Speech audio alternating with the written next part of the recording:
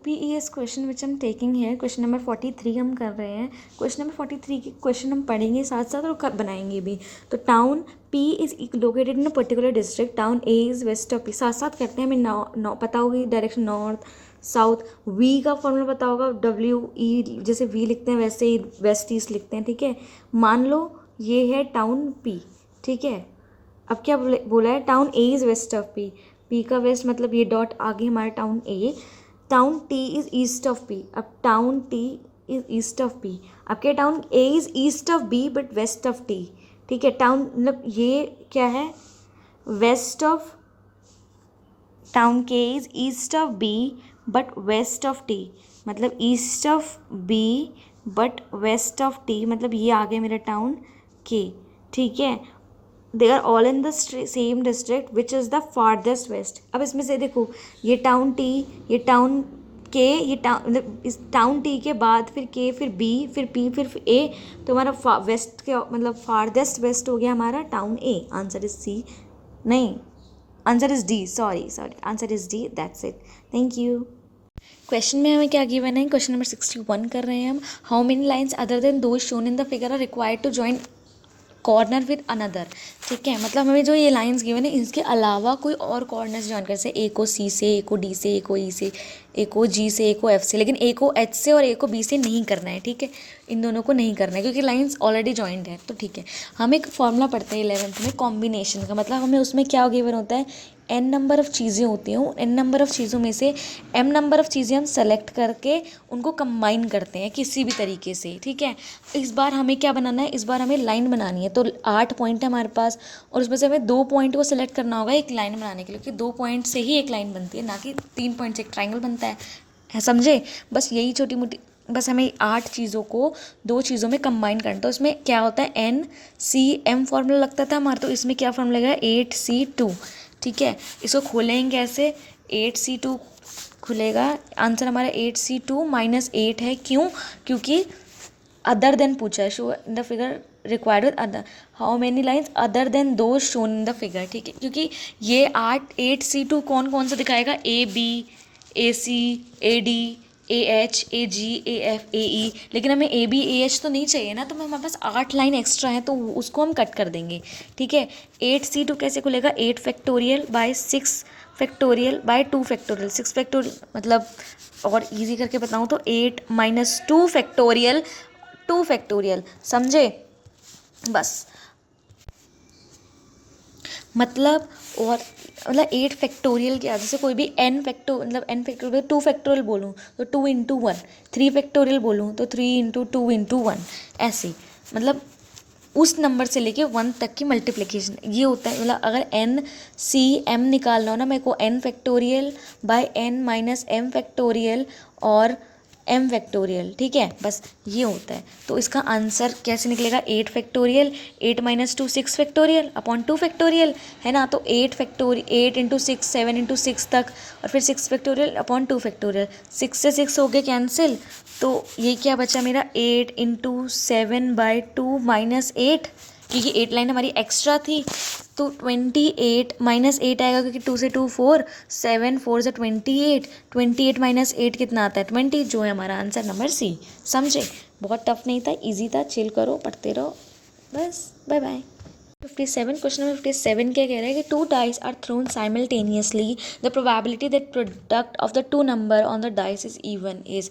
हमें पता है जब भी हम कोई भी डाइस फेंकते हैं ना तो हमारे 36 प्रोडक्ट्स बनते हैं, है ना।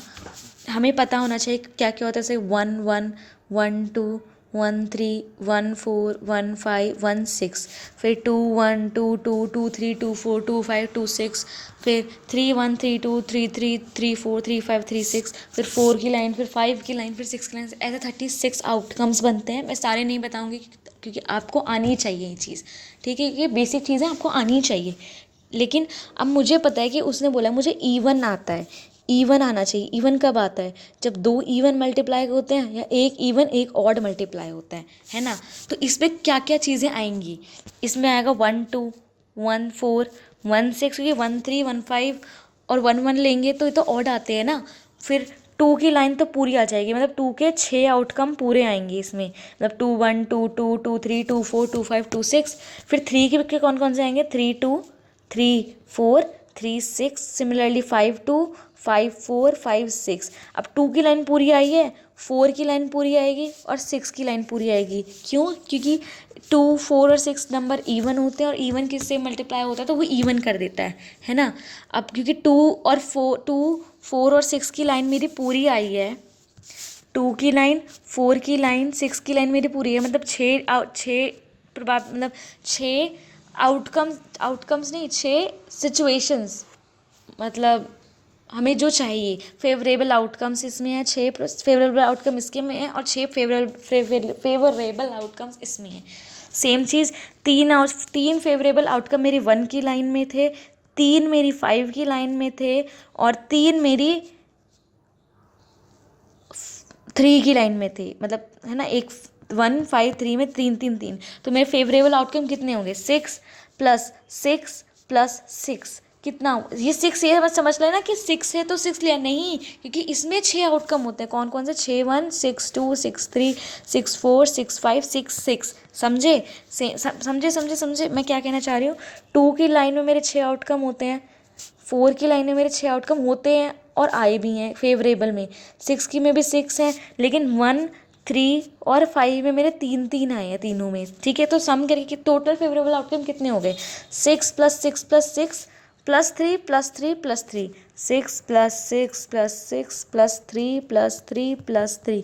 आप कॉपी पे लिखो, सारे आउटकम उतारो, उसमें से देखो जल्दी जल्दी कि कौन सा फेवरेबल है हमारा। तो कितने हैं, 27, और हमारे टोटल आउटकम 2 डाइस को अगर मैं एक साथ फेंकती हूँ तो कितने बनते हैं, 36। तो प्रोबेबिलिटी कितनी होती है फेवरेबल बाय टोटल, तो कितना है 27/36 विच इज इक्वल्स टू 3/4। बस that's the answer, simple. Good luck, पढ़ते रहो।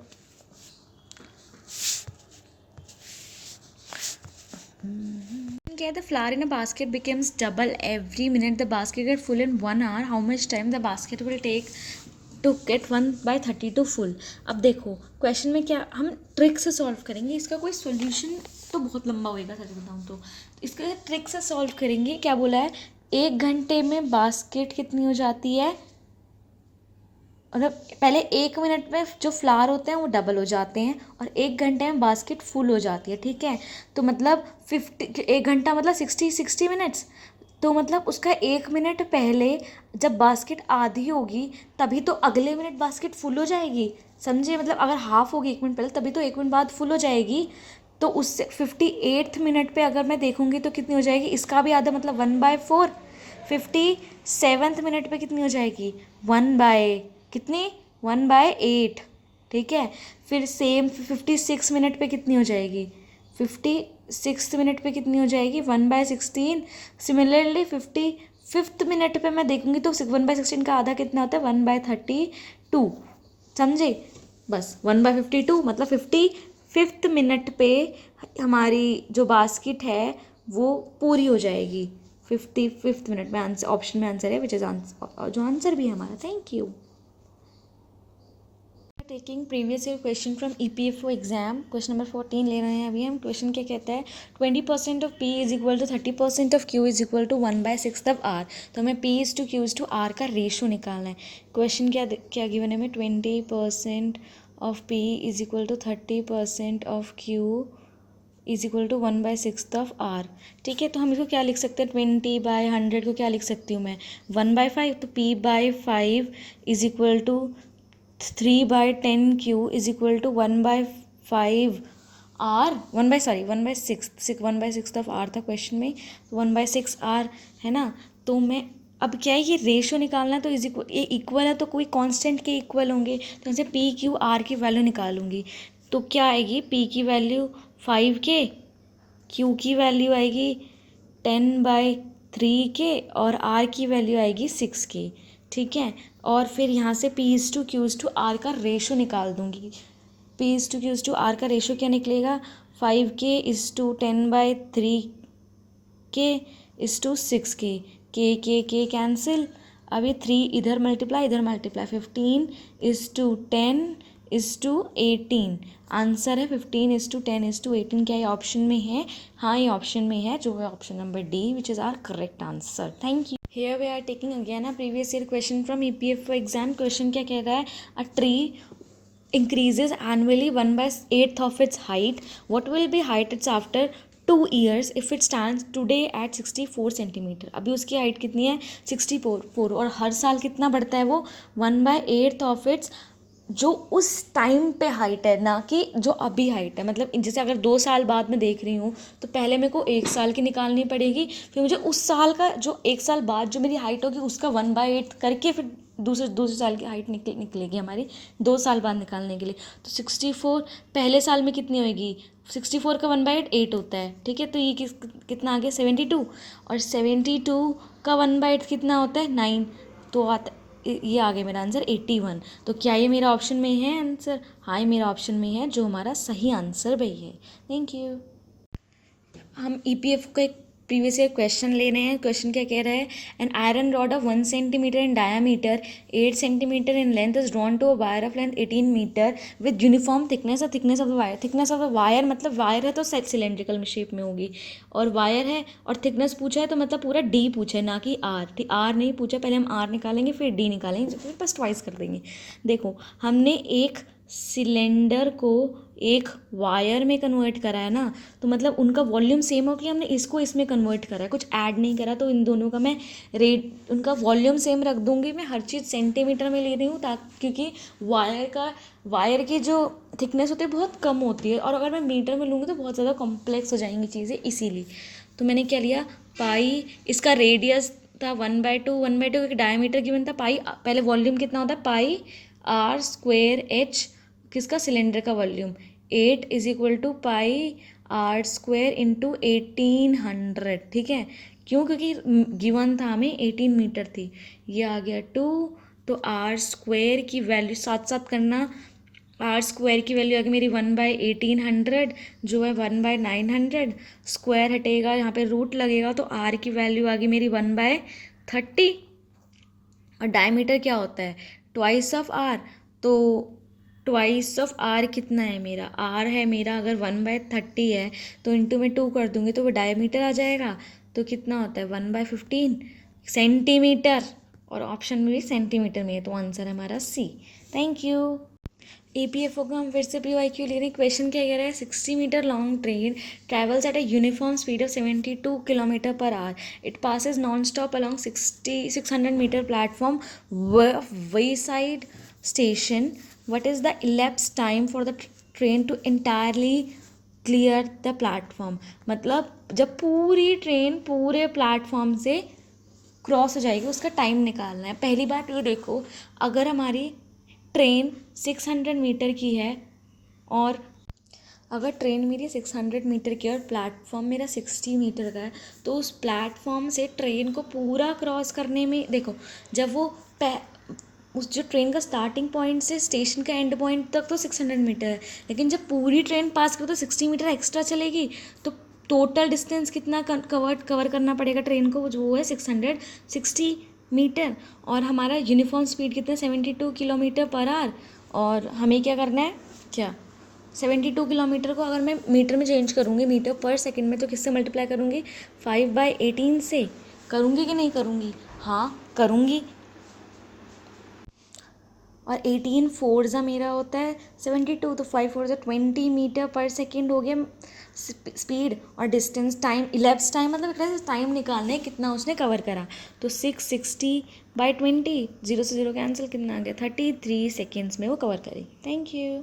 अगैन हम EPFO का एक प्रीवियस ईयर क्वेश्चन ले रहे हैं। क्वेश्चन क्या कह रहा है? Train travels at a certain average speed for distance of 63 kilometre, thereafter it travel of 72 kilometre with average speed of 6 kilometre per hour more than original speed. Total time taken to complete the journey is 3 hours।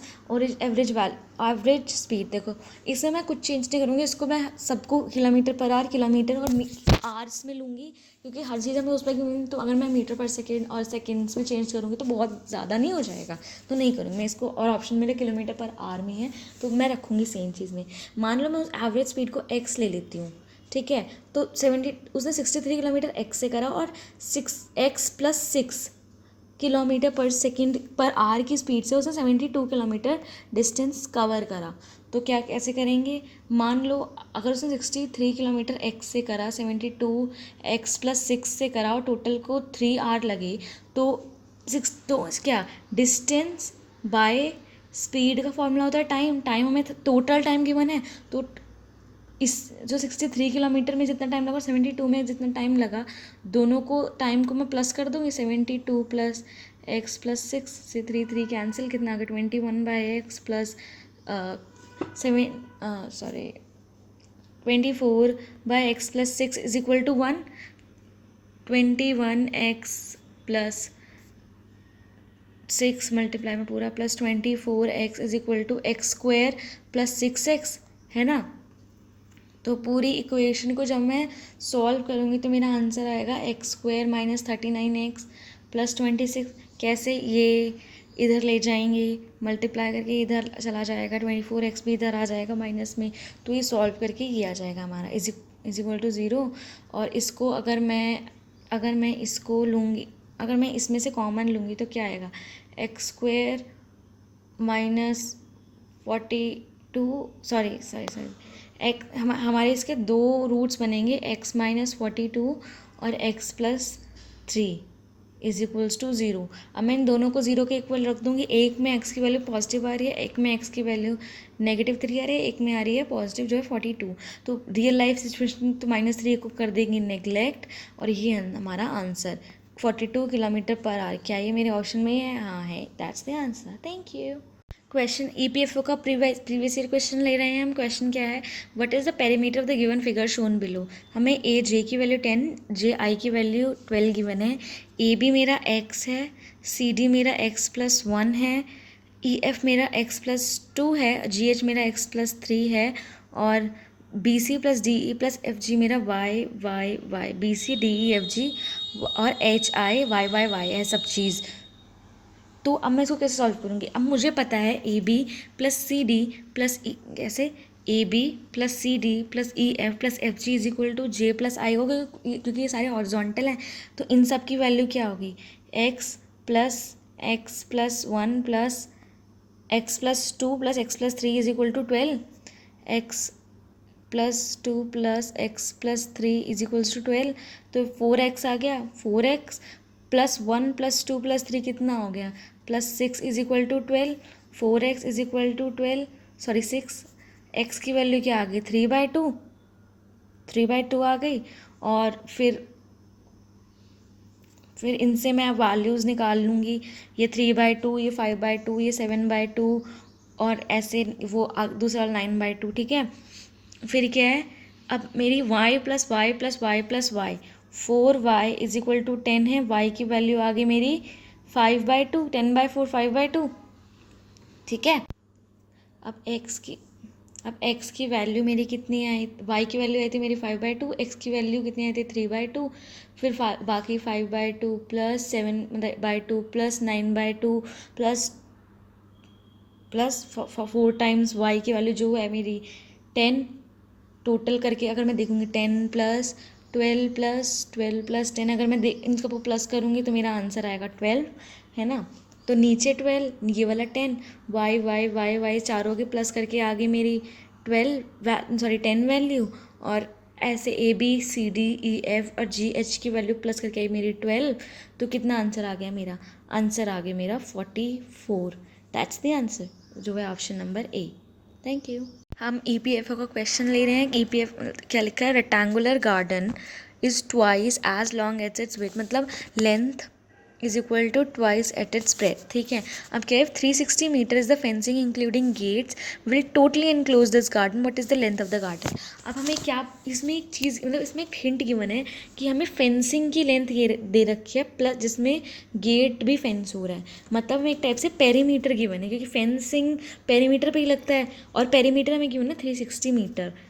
तो हमें perimeter का formula होता है 2 into l plus B, क्योंकि देखो ये L ये B, ये पेरीमीटर क्या होता है मेरा l plus b plus l plus b, तो ये आ गया 2 into l plus b, common लेके, है ना, पेरीमीटर आ गया। इसकी वैल्यू में क्या करना 360, और एल प्लस बी की वैल्यू मेरी कितनी आ गई 1 80 है ना, और लेंथ क्या है मेरा ट्वाइस ऑफ ब्रेड, तो twice of breadth plus breadth is equal to 180 है ना, तो thrice of breadth is equal to 180, breadth था आगे मेरी 60, ठीक है, और लेंथ आ गई मेरी फिर ऐसे 120, देखो ब्रेड मेरी 60 आ गई, अब डबल होती है लेंथ तो लेंथ आ गई मेरी 120, आंसर इज 120, दैट्स सिंपल।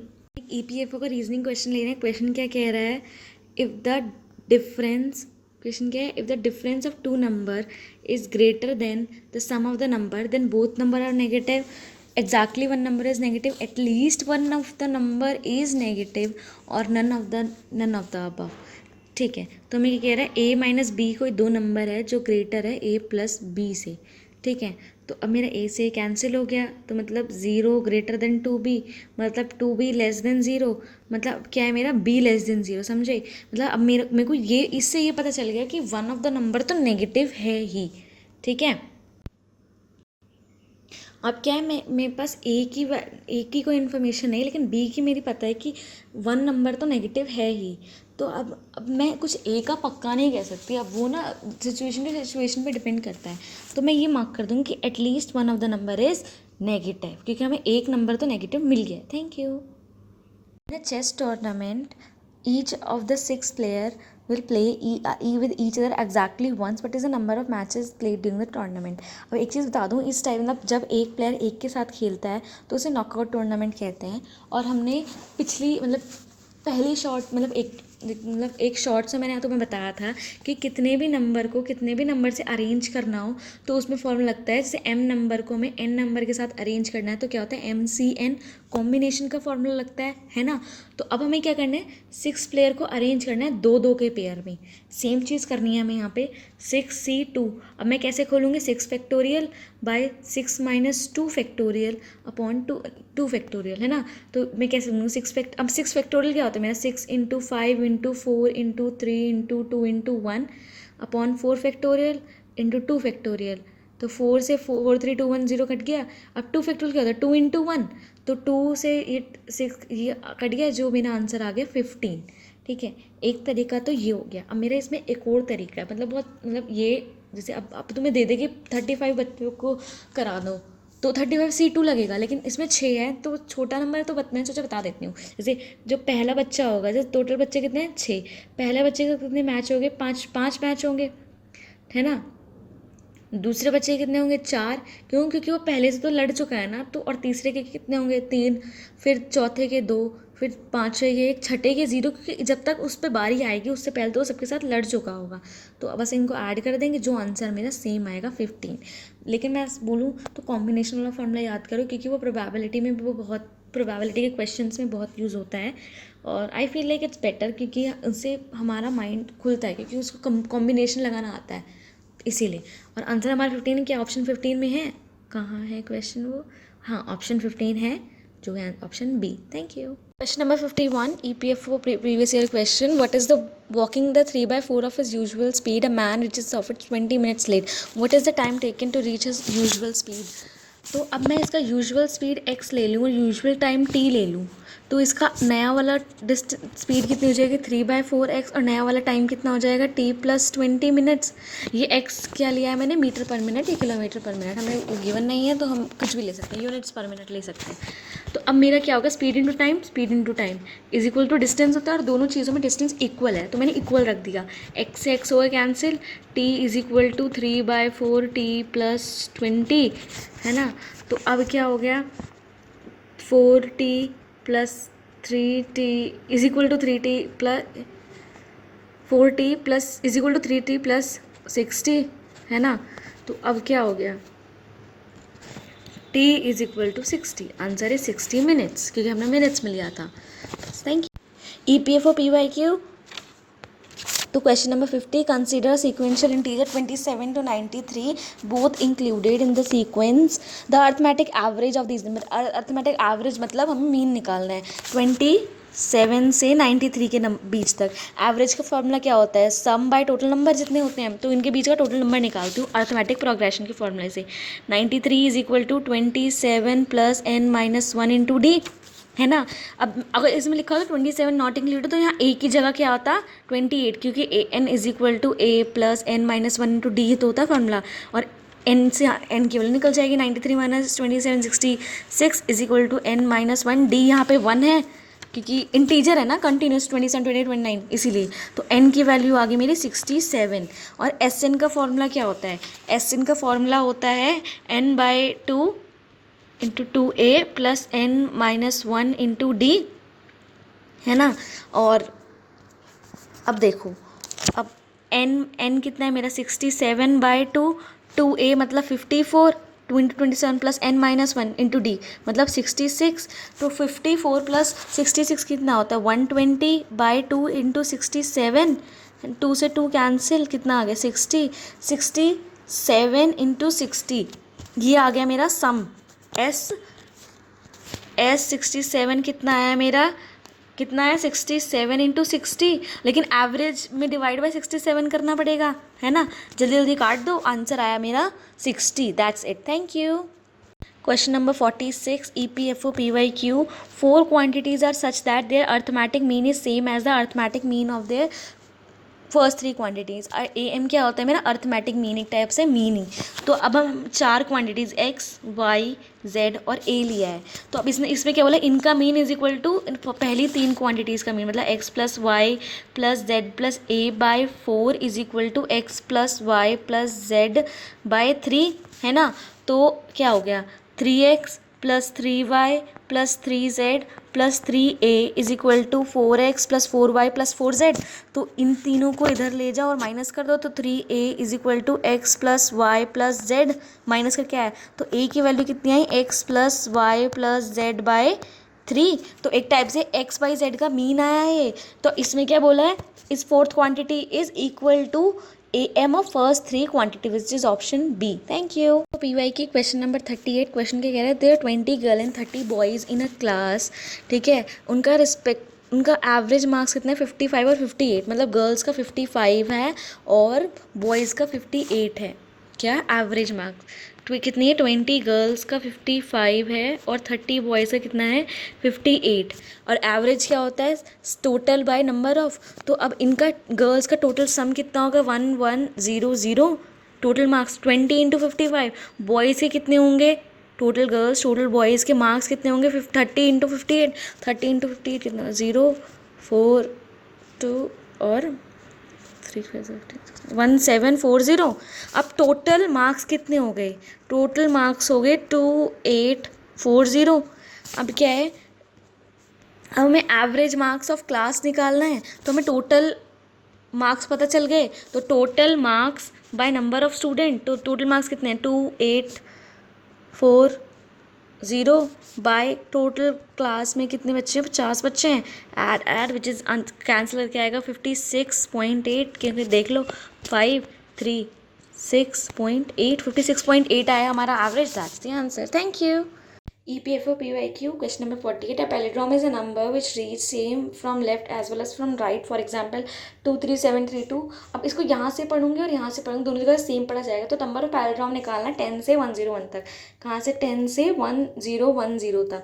सबसे पहले मैं 2 डिजिट पैलिड्रोम निकालूंगी, जैसे पहला 2 डिजिट पैलिड्रोम कौन सा है 11, फिर 22, फिर 33, फिर 99 तक। तो an वाला फॉर्मूला आके n निकालते हैं, 99 is equal to 11 plus n minus 1 into 11, तो 88/11 is equal to n minus 1, n की वैल्यू कितनी होगी मेरी 8 + 1 9, तो 2 डिजिट पैलिड्रोम कितने हो गए मेरे पास मेरे 9। अब मैं निकालती हूँ 3 डिजिट 100 के बीच, से पहले 100 से 200 के बीच में मेरे कितने पैलिड्रोम होंगे, पहला होगा 101, दूसरा होगा 111, तीसरा होगा 121, चौथा होगा 131 और लास्ट होगा 191।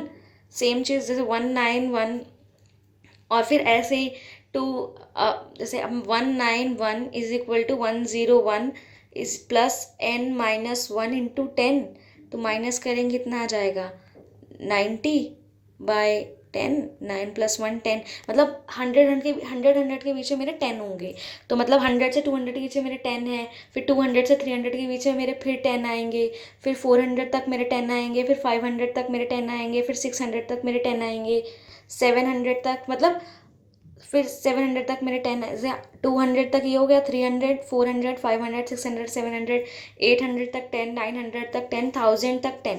ठीक है, अब 1000 से 1010 के में कौन सा पैराग्राम है, 1001 वाला पैराग्राम होगा एक। तो मेरे कितने हो गए टोटल, 1 2 3 4 5 6 7 8 9, 9 कितने हो गए, 99। एक पैराग्राम मेरा ये है, तो मतलब मेरे टोटल हैं 100 पैराग्राम। We are taking EPFO previous year question number 46। question number 46 क्या कह रहा है कि what is the nth term of the series √3 √6 to √3, है ना। तो क्वेश्चन क्या कह रहा है, हमें nth टर्म निकालना है, कौन सी सीरीज़ है, √3 √6 और 2 √3।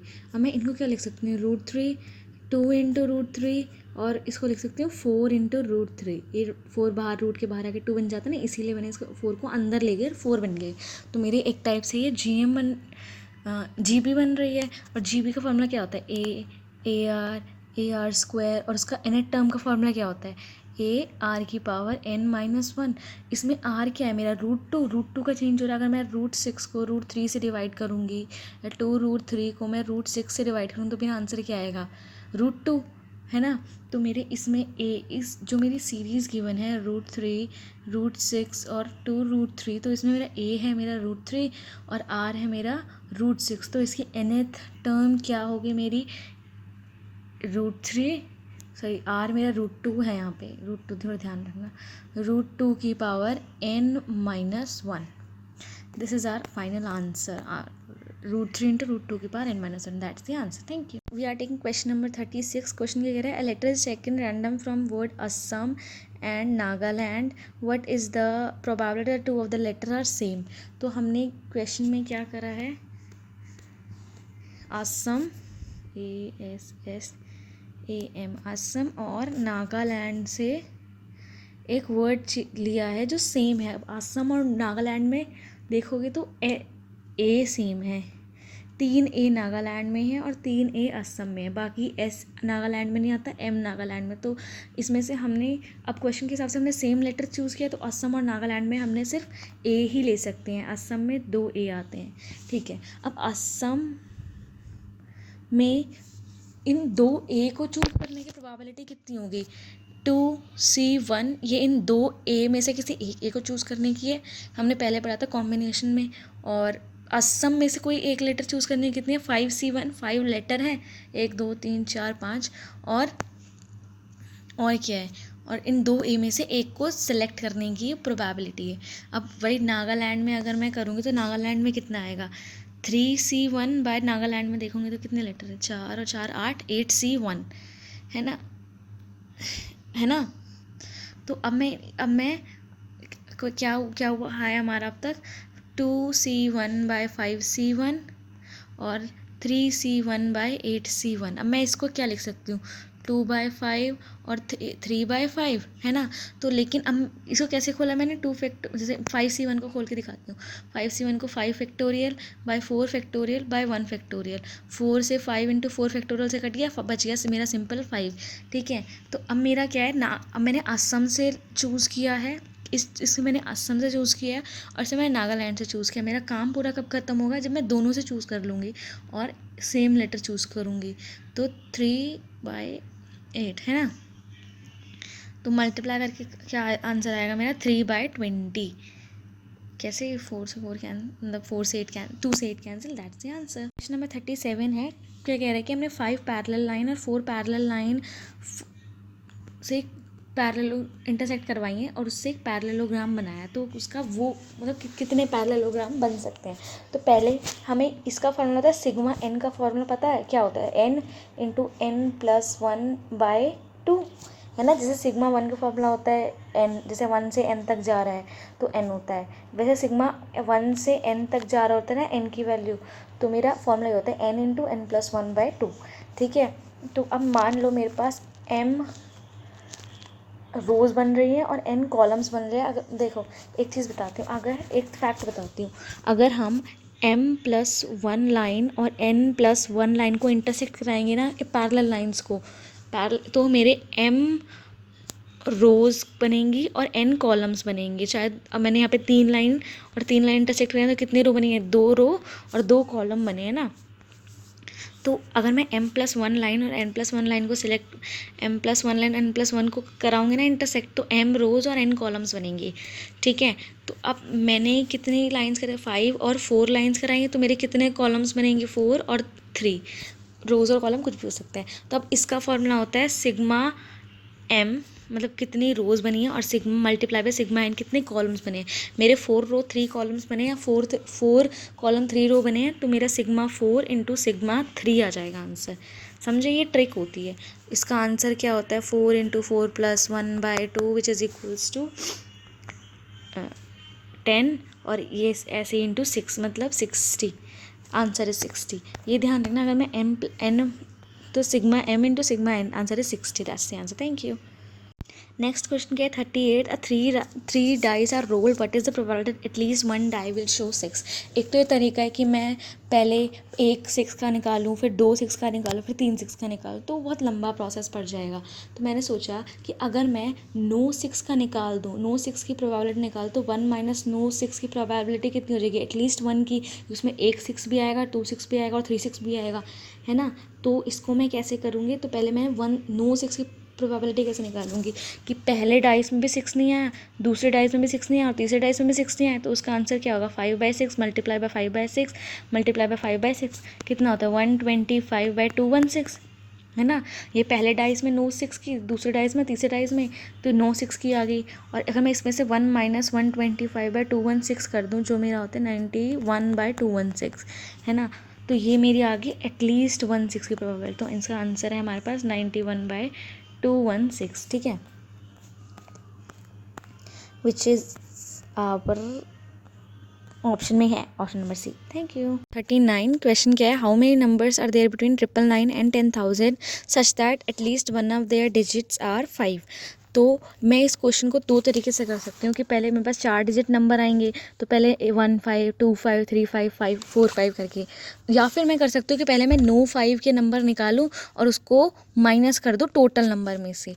तो पहले मेरे पास ये निकालते हैं कि टोटल नंबर कितने होंगे, 999 से 10,000 के बीच में मेरे कितने नंबर होंगे, ये होंगे मेरे 9,000 अप्रॉक्स। ठीक है, हाँ 9,000 नंबर होंगे हमारे 999 से 10,000 के बीच में।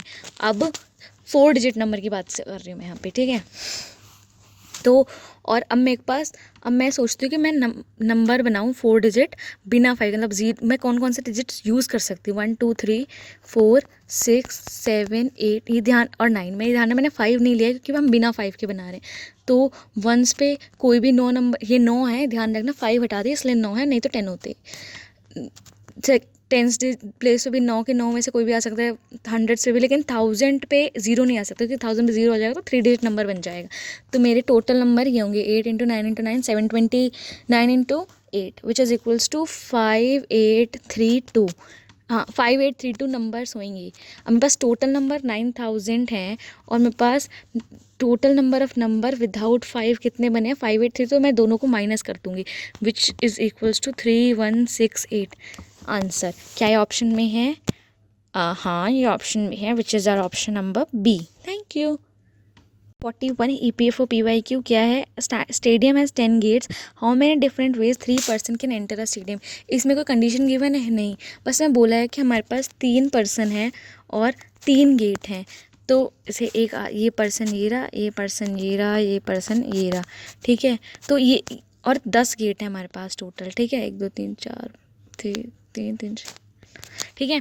तो अब ये 3 पर्सन कितने टाइप से अंदर जा सकते हैं, पहला पर्सन कोई भी 10 गेट से जा सकता है, दूसरा पर्सन भी कोई भी 10 गेट से जा सकता है, तीसरा पर्सन भी कोई भी 10 गेट से आ सकता है। जो आ गया हमारा आंसर 10,000, मतलब 10,000 है, सिंपल 1000, 10 इंटू 10 इंटू 10। लेकिन अगर मान लो यहीं पे अगर हमें बोला होता है कि the second person can not enter from the gate, the first person has gone, तो हम यहाँ क्या लिखते, पहला पर्सन तो कोई भी 10 से जा सकता है, लेकिन दूसरा पर्सन उससे नहीं जा सकता जिससे ये गया है, और तीसरा पर्सन उससे नहीं जा सकता जिससे दोनों गए हैं। तो 10 इंटू 9 इंटू 8 होता है आंसर हमारा। अगर कोई कंडीशन होती है कि first person second person can not go to the gate, from the gate the first person gone, लेकिन इस केस में कोई कंडीशन नहीं है, तो हमारा आंसर है 1000। क्या ये ऑप्शन में है, लेट अस चेक।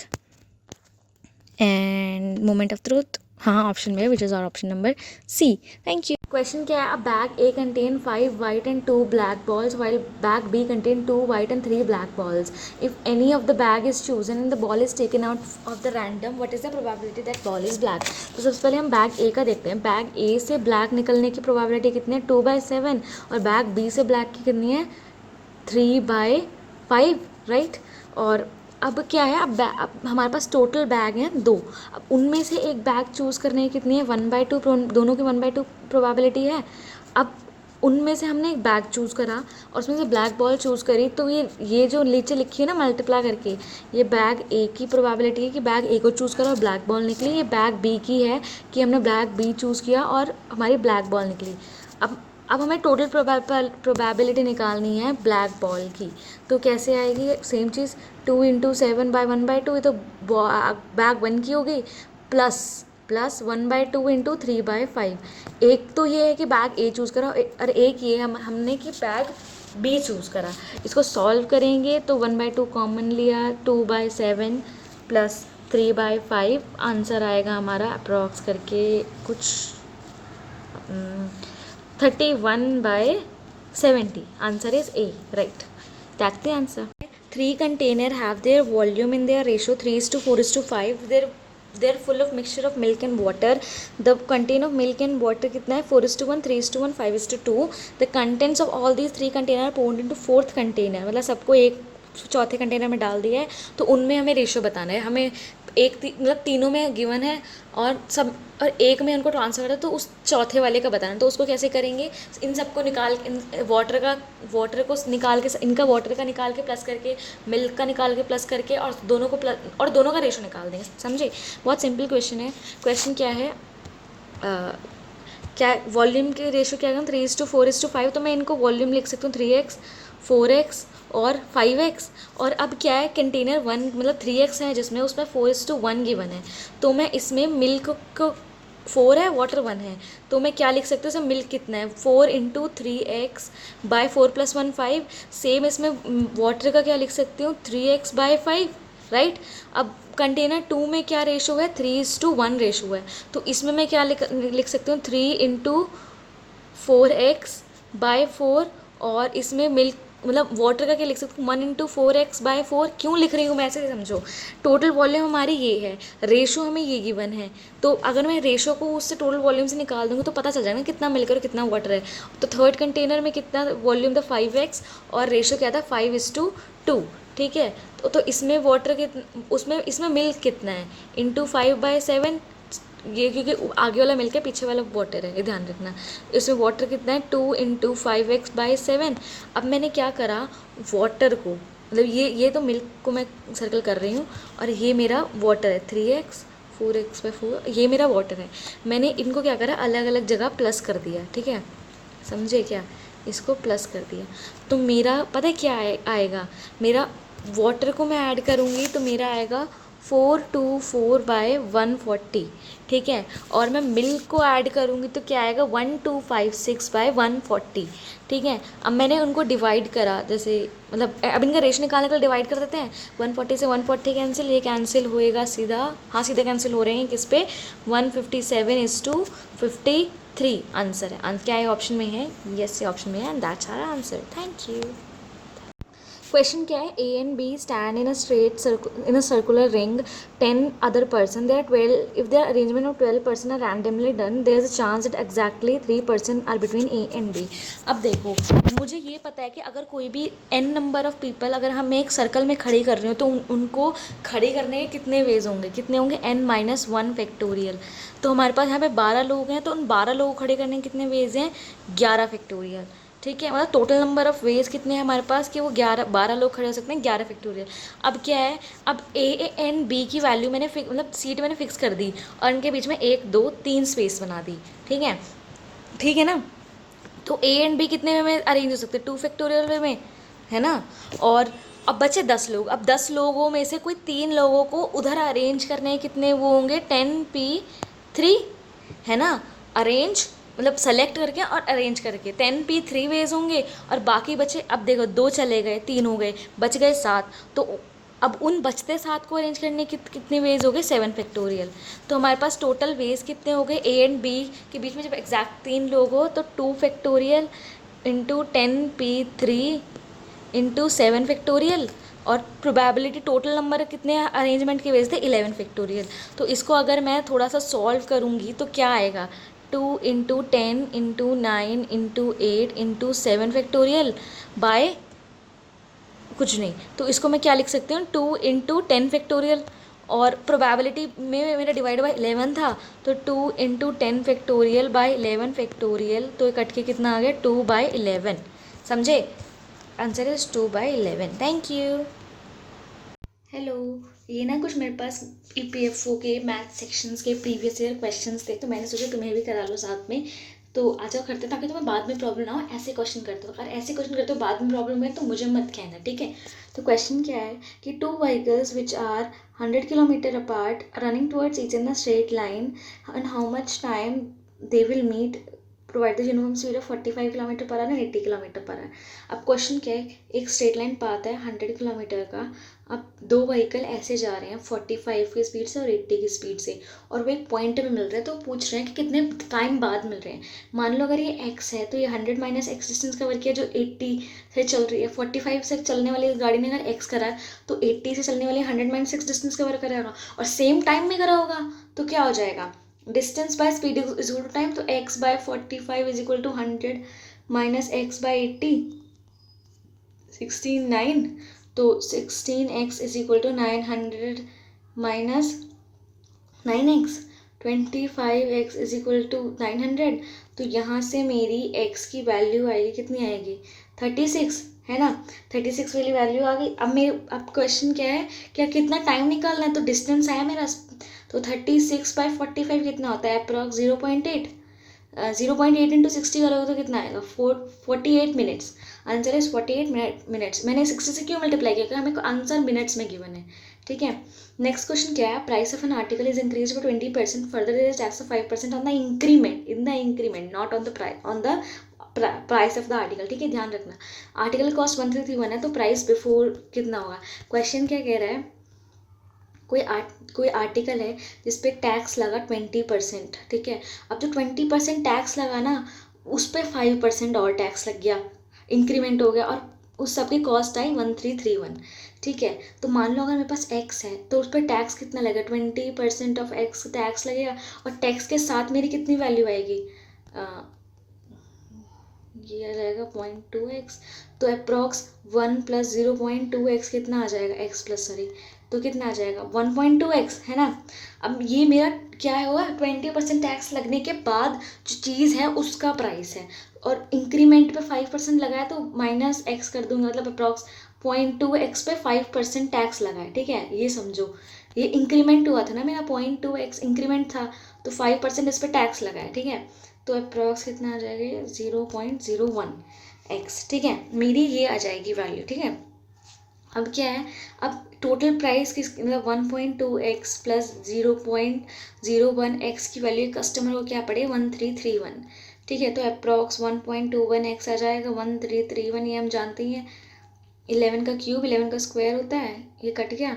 आंसर क्या आ गया मेरा, 1100 रुपीज़, 1100। चेक करते हैं कि ऑप्शन में है या नहीं है, और ये ऑप्शन में है, ठीक है। ठीक है, नेक्स्ट क्वेश्चन क्या है, अ क्रिकेट बॉल है purchase at 20% discount, the selling price of the ball is 81,000, what was the original price. मतलब देखो, एक कस्टमर ने इसको 80% प्राइस पे खरीदा है, 20% डिस्काउंट है मतलब 80% प्राइस पे खरीदा है, और उसकी सेलिंग तो एक टाइप से क्या है कि 80% of the price of the bat is equal to 1000, खरीदा उसको उस पर है, तो 80/100 of x is equal to 1000, cancel, ठीक है। तो 1000 इंटू 10/8, 125 कुछ होता है ना, 1250, आंसर इज 1250। क्या ये ऑप्शन में है, हाँ है, and that is our answer, ठीक है। कुछ टफ नहीं है, बस क्वेश्चन करते रहो, प्रैक्टिस करते रहो। अब क्वेश्चन क्या है, which of the following diagram is the most appropriate for the statement of tea producing place either in Assam और बंगाल सॉरी। देखो, Assam Bengal 2 tea producing states हैं, 2 हैं आउट ऑफ जितने सारे स्टेट्स में से जो भी टी प्रोड्यूस करते हैं, हमने पढ़ा होगा तो। नहीं पता तो गलत बात है कि तुम्हें ये भी नहीं पता कि टी प्रोड्यूसिंग स्टेट इंडिया में कौन कौन से हैं। तो आउट मतलब देखो, एक तो दोनों स्टेट इंडिया में हैं और कोई 2 हैं उनमें से, मतलब इंडिया के अंदर जितने भी टी प्रोड्यूसिंग स्टेट है उनमें से कोई 2 हैं।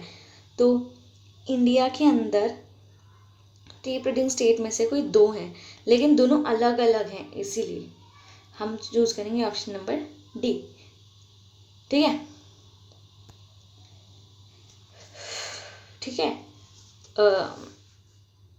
और ये बात नहीं है कि उनमें सब में मतलब सिर्फ टी ही उगती है, उसमें बंगाल में और भी चीज़ें उगती हैं, असम में भी और भी चीज़ें उगती हैं टी के अलावा भी। तो उन 2 स्टेट में से कुछ पार्ट उनका टी उगता है, इसलिए हमने आंसर चूज करा था डी। ठीक है, नेक्स्ट क्वेश्चन क्या है। Suppose a remainder obtained by dividing x by 61 is 2. What is the remainder obtain by dividing x की पावर 7।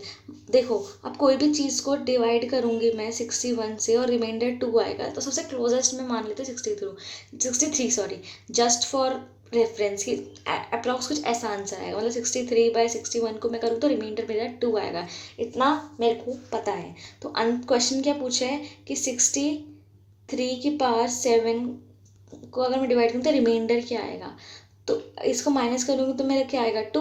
जब भी अगर ऐसा कुछ निकालना हो ना तो इनको माइनस कर दो, और जो जैसे इसमें 63 की पावर 7 है तो 2 की पावर 7 कर दो by 16। This is a trick बताऊँ तो हमें 2 की पावर 7 पता है 128 होता है, और डिवाइड करूँगा 61 को अप्रॉक्स इसका रिमाइंडर आएगा 6। ठीक है, और आंसर है 6। कैसे करना है, सब्ट्रैक्ट करके बस पावर कर दो, बस और कुछ नहीं है। ठीक है, दिस इज़ अ ट्रिक, छोटी सी ट्रिक है, मैं बोलूँगी याद कर लो, इसमें कोई लॉजिक ढूंढने लगो बहुत ज़्यादा हो जाएगा। अब क्या है, what is the maximal number of spherical balls of radius 1 centimeter each can be placed in cubical box of height 10। अब देखो, मतलब बॉल्स की हाइट मतलब बॉल्स का डायमीटर कितना है 2, और ये कितना है 10 साइड, तो एक 10 साइड में कितनी बॉल्स आ सकती हैं, 5 बॉल्स। मतलब लेंथ में भी 5 बॉल आएंगी, ब्रेड्थ में भी 5 बॉल आएंगी, और हाइट में भी 5 बॉल आएंगी। क्यों, क्योंकि क्यूबिकल है। तो अब 5 बॉल यहाँ पे लेंथ में आ रही है, 5 बॉल ब्रेड्थ में आ रहा है, 5 बॉल हाइट में आ रहा है, तो मल्टीप्लाई कर देंगे तो कितना आएगा 125। Answer is 125। ठीक है, क्वेश्चन क्या है नेक्स्ट क्वेश्चन है कि इन अ सिटी 80% बाकी एयर बचेगा उस बॉल में। ठीक है, ध्यान रखना क्योंकि रियल लाइफ की बात कर रहे होते हैं। अब क्या बोला है, in a city 80% of population eat rice and 90% of rice eater are non vegetarian, then what % of population are vegetarian eater. मान लो मैं इन्हीं में से निकालता हूँ, मान लो 80% पॉपुलेशन है जो राइस खाती है, और उसमें से 90% ईटर नॉन वेजिटेरियन है, मतलब 10% राइस ईटर हमारे वेजिटेरियन है, और हमें क्या निकालना है, वेजिटेरियन राइस ईटर। ठीक है, तो 10% of 80% of the population x कुछ भी मान लो, तो आएगा 8/100 कुछ 8%। अगर मैं 100 की पॉपुलेशन मानूँ तो आंसर हमारा 8 आएगा, आंसर हमारा 8। ऐसे ही करते हैं, मतलब हमने पढ़ा होगा जब हम 11th में थे, साइंस वाले बच्चों को पता होगा, फिजिकल केमिस्ट्री में मूल कंसेप्ट में हम वॉल्यूम 100 ले लेते थे अगर हमें परसेंट में गिवन होता था, ताकि इजी बन सके। तो सेम चीज़ यहाँ पे करी गई है, बस यहाँ पे आंसर हमारा 8 आएगा। ठीक है, क्वेश्चन क्या है, 113 क्वेश्चन है हमारा कि 2 vehicle A and B travelling with 30 kilometre and 60 kilometre per hour with respect in same direction, they start at the same time from the same place of the distance 120 kilometre. Faster vehicle B reaches the destination travel back with the same speed as given that loss of time change is negligible if x is distance travel by the slower vehicle before the 2 vehicle cross then x is. ठीक है, question क्या है, एक 120 kilometre distance है। ठीक है, ए भी जा रहा है, बी भी जा रहा है, बी पहुंच गया और वापस भी आ रहा है। मतलब जब ए ने एक्स कवर किया ना, तो बी ने 120 + 120 - एक्स कवर कर लिया। मतलब टोटल, अब देखो, अब एक की स्पीड 60 है और एक की स्पीड 30 है। ठीक है, तो 1 घंटे में दोनों गाड़ी मिल के कितना कवर करी है, 90 किलोमीटर, और दोनों गाड़ी ने मिल के डिस्टेंस कितना कवर करा, 240 किलोमीटर कैसे? देखो बी ने 120 कर लिया और 120 माइनस एक्स कर लिया, और ए ने कितना करा, एक्स, तो प्लस कर दूंगी तो 240 किलोमीटर आ जाएगा मेरा आंसर। ठीक है, तो मेरा एक घंटे में इतना डिस्टेंस कवर कर रहे हैं और इन्होंने टी टाइम में 240 डिस्टेंस कवर कर लिया। ठीक है, तो वो टी टाइम कितना होएगा, मतलब 90/240/t, तो टी की वैल्यू आ जाएगी मेरी 8/3, समझे? तो अब 8/3 मतलब 8/3 आर में इन्होंने, मतलब टाइम्स ऑफ 8/3 आर इन्होंने कवर करा है टाइप से, समझे? तो 8/3 आर, तो अब हमें एक्स निकालना, डिस्टेंस कितना होता है, स्पीड इनटू टाइम। अब ये इन्होंने, पता है हमने क्या कर लिया, ये जो दोनों व्हीकल्स हैं उन दोनों के रिस्पेक्टिव स्पीड के हिसाब से हमने टाइम निकाल लिया, समझे? तो स्पीड अगर मेरे को स्लोअर की निकालनी ना, तो स्लोअर मेरा 30 है, 30 इंटू 8/3 विच इज़ 80 किलोमीटर। हमारा एक्स है 80 किलोमीटर, समझे मैंने क्या करा है यहाँ पे? बस सिंपल सा है, हमने इनमें रिस्पेक्टिव स्पीड मिल के निकाल लिया, अलग अलग करते तो बहुत लंबा तो नहीं पड़ता, लेकिन थोड़ा सा लंबा पड़ जाता। हमने क्या करा इसमें, एक साथ की स्पीड निकाले, एक साथ का डिस्टेंस निकाल के इक्वेट कर दिया, बस। अब क्वेश्चन क्या है, the price of the bottle of a cold drink is ₹10. One bottle of cold drink can also be bought by returning 10 empty bottles. A person has ₹1,019 bottles, assuming that person can consume any number of bottles process. तो उसके पास कितनी खाली bottle बचेगी? ठीक है, मैं बताती हूँ क्वेश्चन की। It is very easy. देखो मेरे लिए भी ये नए क्वेश्चन है, तुम्हारे लिए भी ये नई क्वेश्चन है। अगर तुम्हें लगता है तुम्हारी प्रैक्टिस हो रखी है तो तुम साथ साथ सॉल्व करो, ठीक है? जैसे एक क्वेश्चन के पर्सन क्या है, उसके पास ₹1000 है और 19 एम्प्टी बॉटल है, और एक दुकान क्या करती है, ₹10 की एक बॉटल लेती है, नहीं तो ₹10 की बॉटल के अलावा वो 10 एम्प्टी बॉटल भी ले लिया था, तो ₹10 की एक बॉटल लो या फिर 10 एम्प्टी बॉटल्स लाओ उसकी और एक बॉटल ले जाओ। तो उस पर्सन के पास कितने रुपीज़ है, 1000। उस 19 एम्प्टी बॉटल्स को बाद में देख रहे, ₹1000 से वो कितनी बॉटल ले लेगा, 100 बॉटल ले लेगा, 100 एम्प्टी बॉटल हो गए उसके पास। अब उस 100 एम्प्टी बॉटल से वो 10 बॉटल्स और लेकर एम्प्टी कर देगा उनको। अब उन 10 एम्प्टी बॉटल से उसके पास एक बॉटल और आ जाएगी एम्प्टी बॉटल, मतलब वो पी ली उसके बाद। ध्यान रखना, जब मैं एम्प्टी बोल रही हूँ तो उसे खरीद के ख़त्म कर दी, ठीक है? तो उसके पास 19 एम्प्टी बॉटल्स पहले से थी और उसके पास 1 एम्प्टी बॉटल आ गई एंड में 1000 के बाद। 1000 से 100 आई, 100 से 10 आई, 10 से 1 आई। अब 19 के बाद 20 एम्प्टी बॉटल्स बच गई। 20 एम्प्टी बॉटल्स से उसने 2 बोतल ले ली और उसके पास 2 एम्प्टी बॉटल बच गए, वो कुछ नहीं कर सकता, समझे? बस सिंपल सा क्वेश्चन था, कोई ट्रिक विक कुछ भी नहीं थी इसमें, बस लॉजिकल रीजनिंग का क्वेश्चन था। वैसे तो ये बताती हूँ, बेफालतू में कन्फ्यूज होते रहते हो बस, ठीक है? नेक्स्ट क्वेश्चन क्या है, हाँ नेक्स्ट, तो आंसर इज हमारा, answer is C. If the radius of the new spherical container double the radius of the old one, the new container is two old container. मान लो पहले का आर था, आपका 2R हो गया, तो मैं ओल्ड वन नए के ऐसा, new container and the volume of old container. New container के स्पेरिकल है तो 2πr3, और ओल्ड कंटेनर क्या होगा, 4/3πr3। r³ से r³ पाई से पाई, ये सब करिए, ये बच गया 8:1। क्या ऑप्शन में है 8:1, सी डी का, ये सी ऑप्शन, ठीक है? नेक्स्ट क्वेश्चन क्या है, कंटेनर के पास कितने लीटर पानी है, 300 लीटर हाइड्रोजन गैस है, सॉरी। फर्स्ट डे उसने 100 लीटर लूज़ करा, उसके बाद वो 1/3 करता गया। तो अब हम बताना है कि लॉस बताना है हमें। तो मान लो उसके पास 300 लीटर पानी है, उसने 100 लीटर लॉस कर दिया, ठीक है? तो पहले दिन उसने 100 लीटर करा, फिर दूसरे दिन उसने 100/3 करा, फिर तीसरे दिन उसने 100/3 स्क्वायर करा। ये क्या था, जीपी बन रही है, और कौन सी जी बोले, डिक्रीजिंग जीपी। डिक्रीजिंग जीपी का हमारा सम का फॉर्मूला होता है इन्फाइनाइट। मैं इन्फाइनाइट का मान के चल रही हूँ, क्योंकि अगर हम प्रैक्टिकल लाइफ में देखें ना, तो कभी ये बोतल खाली, मतलब जो कंटेनर हमारा कभी खाली ही नहीं हुआ। क्यों? को पहले 100, फिर 33.3, फिर 11, फिर पॉइंट करके नेग्लिजिबल हो जाएगा, लेकिन कभी ख़त्म नहीं होगा, मतलब पॉइंट्स कभी ज़ीरो नहीं होगा, ये ध्यान रखना। तो अगर मैं इसका इन्फिनिट सम का क्या होता है, a/1 minus are, 1 minus are, ठीक है?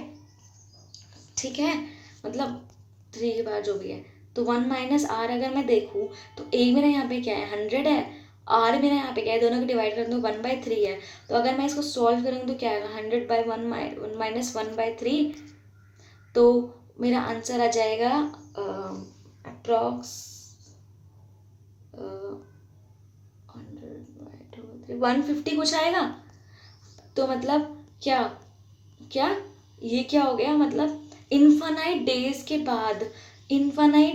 के बाद भी उसमें सिर्फ 150 लीटर लॉस होएगा। मतलब मैंने लॉस का सब निकाला है, ध्यान रखना। मतलब इन्फानाइट डेज के बाद भी 150 लीटर उस कंटेनर में बचा होगा और 150 लीटर लॉस होगा, ये ध्यान रखना। ये मैंने लॉस निकाला है क्योंकि उसमें 300 लीटर था, इसीलिए मैंने वो देखा है। देखो अब क्वेश्चन, अब ऑप्शन देखते हैं। Loses entire hydrogen gas in 3 days, ये तो हो ही नहीं सकता क्योंकि जब इन्फानाइट डेज बाद भी 150 लीटर तक सिर्फ खत्म हुआ है तो 3 दिन में तो खत्म होने की बात ही नहीं होती। बी भी इसलिए गलत हो गया, क्यों? क्योंकि entire hydrogen gas in 10 days बिल्कुल भी नहीं। Losses 150 litre hydrogen gas in 10 days, यहाँ पे तो इन्फानाइट डेज में आ रहा है, ठीक है। Possesses at least 150 litre of hydrogen gas on 100 days, बचा ऑप्शन डी। देखो 100 डेज भी इन्फानाइट डेज में आता है, फिर हम रेफरेंस ले किसी चीज़ का, ध्यान रखना।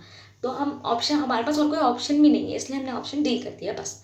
तुम्हें जीपी समझ आए और तुम्हें जीपी का इन्फानाइट सम का फॉर्मूला आया, समझे? मैंने एक बार जीपी का पहले भी क्वेश्चन लिया हुआ था, ये ध्यान रखना। नेक्स्ट क्वेश्चन क्या है, the area of the smallest circle which contain, क्या लिखा है, which contain a square of area 4 centimetre. मतलब इसके हिसाब से क्या है कि एक स्क्वायर के अंदर एक सर्कल आए, ये ध्यान रखना। एकदम 4 सेंटीमीटर स्क्वायर का, अब इसका डायमीटर क्या होगा, जो डायगोनल होगा तभी स्क्वायर को इंस्क्राइब कर लेगा। इस क्वेश्चन का मतलब है कि इंस्क्राइब कर ले, बहुत, इसका वर्डिंग बहुत अच्छी लगी मेरे को, क्योंकि इसमें कई बच्चे गलत कर देते हैं इसको देख के, इसीलिए। तो इसका डायगोनल होना चाहिए, है ना। स्क्वायर का एरिया कितना है मेरे पास 4, तो बस साइड क्या आ जाएगी 2, तो डायगोनल क्या आ जाएगा 2√2। तो मतलब मेरा डायमीटर क्या आ गया 2√2, तो क्या होगा, मतलब रेडियस क्या है √2। तो और हमें क्या निकालना है, area of the smallest circle. तो एरिया कितना आ जाएगा πr², तो मतलब 2 पाई, आंसर इज आर 2 पाई, ठीक है। नेक्स्ट क्वेश्चन क्या है, इसका मिरर बताना है। मिरर क्या होगा, ऐसे एरो, ऐसे ऐसे ऐसे, सिंपल। ये गलत है, ये भी गलत है, ये भी गलत है, और आंसर इज डी। नेक्स्ट क्या है, 3 पर्सन्स ABC रन बिजनेस 17, 37, 46% उन्होंने शेयर करा है। एनी प्रॉफिट, अब क्वेश्चन क्या हो रहा है, difference of profit of B and C is 1000, the profit of C। देखो उन्होंने शेयर के हिसाब से इनको प्रॉफिट मिल रहा है, तो A के 17% शेयर है, मतलब मैं X ले लेती हूँ, B से 37X का शेयर है और 46, मतलब जितने शेयर है उसके हिसाब से इनको प्रॉफिट मिला है। तो B का और A का सब्ट्रैक्ट करके कितना आया है 1000, तो मतलब मेरा कितना आ गया 20x इज इक्वल टू 1000, तो x की वैल्यू आ गई मेरी 50। तो C का कितना है 46x, तो 46 into 50 is equal to 2300 rupees. Profit क्या है ऑप्शन में है हमारे, हमें रेशो के हिसाब से बोलते हैं ना कि इनको प्रॉफिट किसके बेस पे मिला है, on the basis of the share, इसलिए हमने वो करा ए ऑप्शन, ठीक है। The circumference of the circle is 2 pi, the area of the square inscribed in the circle is, this is easy.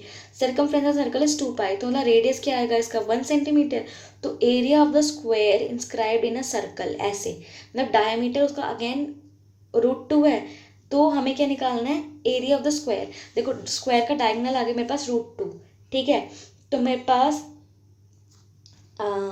Diagonal मेरा अगर रुको नहीं, डायगोनल मेरा 2 आया है, अरे यार मैं, रेडियस मेरा 1 है, सर्कल का रेडियस मेरा 1 है, तो डायमीटर 2 हो जाएगा, तो डायगोनल मेरा कितना आ जाएगा 2, है ना। Diagonal is equal to diameter, तो 2 इज इक्वल टू 2√2, मतलब x√2 सॉरी, तो x की वैल्यू कितनी आ गई मेरी √2, साइड मेरी √2 आ गई, तो एरिया कितना आ जाएगा √2 का square, which is answer is 2, option number D.